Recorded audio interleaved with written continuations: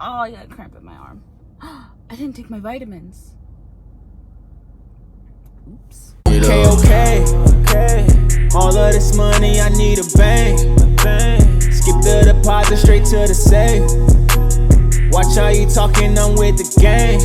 I'm with the gang, we gon' run it up, ayy. All of this money, I need a bank. Skip the deposit straight to the safe. Watch how you talking, I'm with the gang. I'm with the gang, we gon' run it up.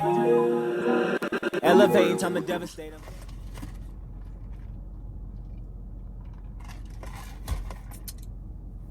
Jeez, I can't do this on my own, man. I need Juan. Okay. Hi guys, welcome back to our channel. It is MyKie. As you guys can see, Juan is not here right now. He is at work. Bum bum bum. Let me explain. So basically, what happened was I mean, it's nothing crazy.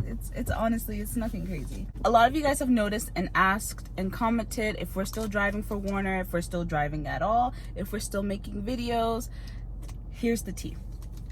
So, the last video that we filmed, I believe, was in December. So that was about 6 months ago. I know. Hold on. Okay. Yeah, it's about 6 months ago. So pretty much what happened was I had gotten really sick, and it wasn't like a cold or a flu or the coronavirus or nothing like that. I got GERD. Okay, I have never in my life, not one single day in my life, had heartburn. Never, ever. And I didn't know what it was, and it scared me. I'm like, oh my god, my chest is on fire. Oh my god, like, what is that taste in my mouth? Like, it was bad. And it got to the point where I couldn't sleep. And so I was really struggling. Mind you, this is in December. This is when we're hauling all the LTL freight. Like, UPS is going up, Amazon is going up, FedEx is going up. Like, we were running a lot. Like, it was, all we did was JITs at this point. So we took a home time, and I went to go see my doctor. And I told my doctor, like, pretty much what was going on. Like, look, I don't know what's going on. I don't know what's happening. Like, this is just how I feel. So, like, okay, and they sent me to go do an x-ray. And pretty much what they found out was that I had a narrowing in my stomach. I developed a stricture in my stomach, where basically a part of my stomach was really tight and cinched in. So whenever I would try to eat, because that was another thing, I couldn't eat. Like, whenever I would eat, it would get stuck like in my chest. So if I needed to burp or something, it would be food. Like, you know, you burp and it's air, but for me, whenever I would burp, it would be like food coming back up, and it was really uncomfortable. And they're like, okay, yeah, you know, you have a stricture. So I'm like, great. I started to be afraid to go to sleep because I would wake up choking on my acid reflux. Like, I would literally be choking to the point where I can't breathe. He explained that it's because this is like your stomach, and you know, when you lay flat on your back, this is what happens. So when you go over bumps and stuff, I'm not a doctor, I'm a truck driver.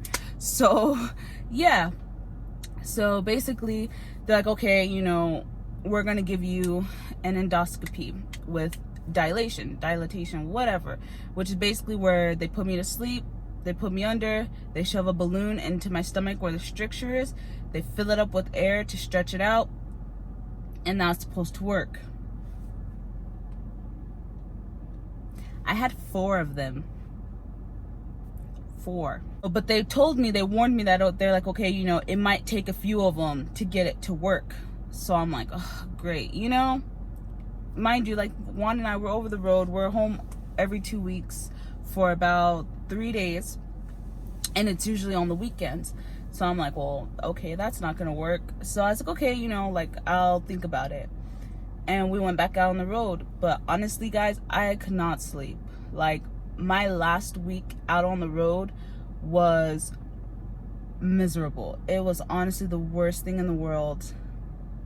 I could say that much. It was awful. Now, within the last week of work, I slept a total of, I think, 5 hours the whole week. The only time I could sleep was on my break. On my 30-minute break, I would take an hour, you know, and I would go to sleep. That's when I was able to sleep. But anytime when Juan was driving, I couldn't sleep. I couldn't get comfortable. And the doctor's like, oh, prop yourself up. So I would try to prop myself up, and that wouldn't be comfortable enough for me to fall asleep. So I was so tired. Granted, like we were never late on any loads, because again, like I still drove, but I'm like, okay, this is not safe. It got to the point where it's affecting my work ethic. But at that point, like Juan and I talked, and we're like, okay, like I gotta get this problem fixed. So I got off the road first. My plan was to just like get my surgery and all that stuff, but as you guys may know, with every surgery you have to update your physical, and my doctor told me, like, you know, that it's going to take about 2 or 3. So I was like, okay, I'll wait till I'm done with all my surgeries. Guys, I got 4 of those surgeries. 4 of them. And it didn't work. None of them worked. Like, the first one worked for like 3 days, and then it came right back. So I was taking prescribed medications for it every single day, twice a day, and it was not working. At the beginning it was working, but then slowly but surely it stopped. So they upped the dosage, they upped the milligrams, and that started working, and then it stopped. So my doctor's like, your best bet is surgery. The only person that I know in Reno is Juan. So he was out on the road, and I'm like, look, like I gotta get this surgery. I don't even have nobody to come pick me up. So eventually it got to the point where he had to get off the road as well. He's been able to be there for me for all of my surgeries. Then in May, I went back and I was talking with my doctor, and I'm like, look, like, okay, well, what are my options? They decided that they were gonna perform a bypass on me, that they were gonna go ahead and do a bypass and just reroute whatever to avoid whatever. I don't know. It was honestly such a last minute, not really last minute. They're like, look, this is what we could do. This is what's gonna fix it for sure, which I was trying to avoid, which is why I got so many endoscopies. But yeah, so they ended up doing that. And guys, that's a big surgery. That was inpatient, and I had to stay a whole day. And obviously this is during the coronavirus, so I wasn't allowed any visitors, and it sucked. It sucked really bad. And as if that's not bad enough, I had to go and get a coronavirus test done before I could even get the surgery, and that was awful. I cried like a little. Here's me crying during the coronavirus test. It can make your eyes water and burn. 1, 2, 3, 4, 5, 6, 7, 8, 9, 10. Okay. Deep breath.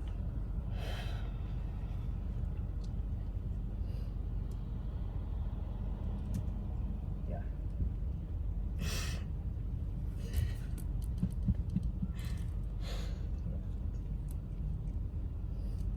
Very uncomfortable. Like 10 seconds. Okay. You alright? Yeah. Okay, let's get the other side done and let you go home. Are you ready? Yeah. Okay. Okay. Try and relax as best you can. I know it's hard when somebody's shoving something up your nose. 1, 2, 3, 4, 5, 6, 7, 8, 9, 10. Okay, you're done. You are Okay. done. Yeah. It hurt so bad. It hurt. Like, I don't know what was on that thing or what, but it burned, and my eyes burned, and my nose burned for like 3 hours. I called them. I'm like, my situation is still burning. Is that normal? How long is it supposed to burn? They're like, oh yeah, it should stop. I'm like, it should stop? It should stop? Okay. No. So it eventually stopped, and yeah, nope. I was actually supposed to get another surgery, and I was like, no, I'm not getting that test done again unless it's a throat swab, because that nose swab, no thanks. Oh, I'm so traumatized by it. Like, I think where I went wrong was I went, I like sniffed in this part.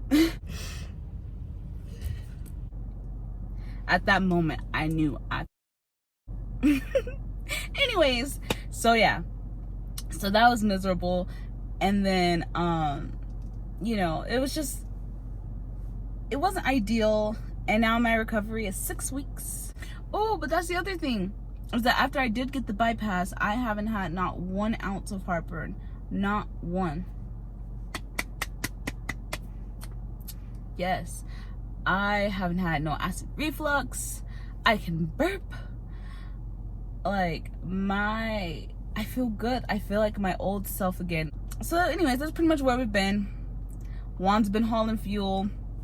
I've been going in and out of consciousness under anesthesia. But the good news is that my recovery is 6 weeks. I am about 3 weeks, almost 3 weeks in. So the plan is, we were talking about teaming. Hold on. Yeah. So we were talking about going back teaming. And if we do, it's either going to be with Warner. People are looking at me like I'm crazy because I'm just sitting in my car talking. Looks like I'm talking to myself. Hi. Yeah. Okay. Okay. So yeah. So or what has always been like, you know, running through our heads is buying a truck. Not lease purchase, but going to a truck dealership and buying a truck. Who knows? Yeah, that we haven't, like, obviously that's a huge commitment. It's not just like, oh yeah, you go lease purchase and it's a walk away lease and blah blah blah. Like, no, it's a big commitment. So if any owner operators out there are watching this, let me know. You guys, first truck, should it be new or used? How's the market doing for you guys right now?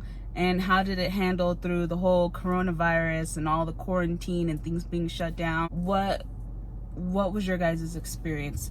Company drivers too, feel free to comment down below and let me know when everything was quarantined and everything was shut down. Did your company keep you rolling? Did you notice more freight? Did you notice less freight? Comment down below and let us know. But yeah, so I mean, we're definitely not in a rush to buy a truck because, like I said, it's obviously a big decision, big commitment, but it's definitely something in the back of our head. And yeah, thanks so much guys for watching, and I appreciate everybody that's been subscribing still, even though we haven't uploaded in forever. Guys, I promise more content is coming. Definitely going to be filming a video on my experience in school as a female truck driver, because let me tell you, it was something. Plus my experience with male trainers, I've had 2. It was something. Plus being trained by my husband, did that twice. It was something. Yeah, so definitely more videos are to come. If you guys are interested in knowing what it's like to be a fuel delivery hauler and know more about that industry, let me know and I will relay the message to Wonton. And yeah, yeah, so definitely more videos are to come. I cannot wait. Oh my gosh, I miss being out on the road. I'm excited. I've been like watching trucking videos on YouTube and just, I miss it. So yeah guys, I thank you guys so much for sticking around. I thank you guys so much for the kind words, for those of you in the comments. It's much appreciated. I am so sorry that I fell off the bandwagon, but boy, I was going through it. I was struggling, man. I was going through it, but I feel good now. That's about it for the update. Thank you guys so much for all of your love and support, and I can't wait to see you guys when this is a big steering wheel. Gosh, can't wait for you guys to see me with curtains behind me and a bright orange seatbelt thing. Is it orange or is it yellow? I think it's orange. Guys, thank you guys so much for watching, and we love you, and make sure you hit the like button, and see you next video. Bye.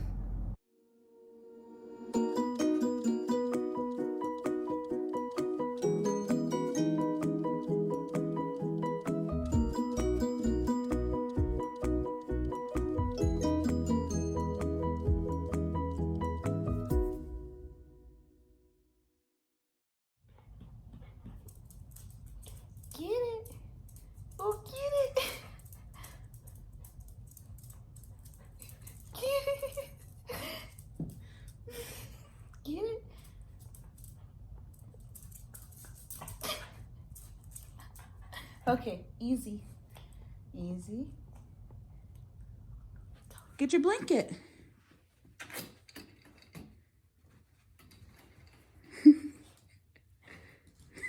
I need the bag, I need the Gucci, I need the Guala, yeah, yeah.